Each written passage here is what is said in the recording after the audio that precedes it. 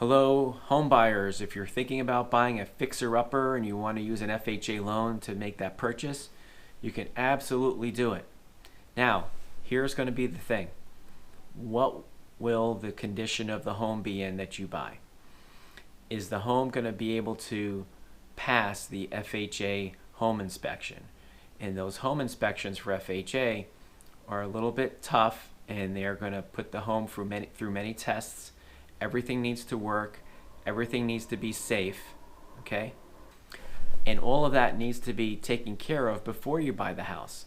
So how can this be done if you're going to buy a fixer-upper and it can't be fixed when you've bought the house? Well, the first thing is that if the home does pass the FHA inspection, then you can just make the repairs. You can just fix up the house and rehab it at your leisure after you close on the home, but that money will have to come out of pocket. The better way to handle this would be to use the FHA 203k rehab loan, where you're going to purchase the home and also borrow the funds needed to rehab the fixer-upper.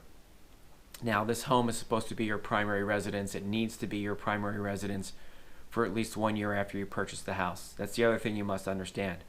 If you're an investor that's just trying to do a fixer-upper, fix and flip, you cannot use an FHA loan for that. That's going to be a fix and flip loan, which we can also help you with.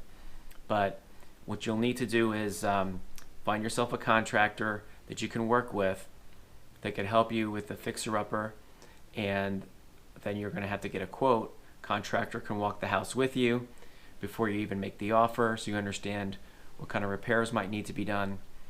And then you should hopefully get approved for a loan amount equal to the loan needed to purchase the home plus the additional funds to rehab the property. Hopefully that makes sense.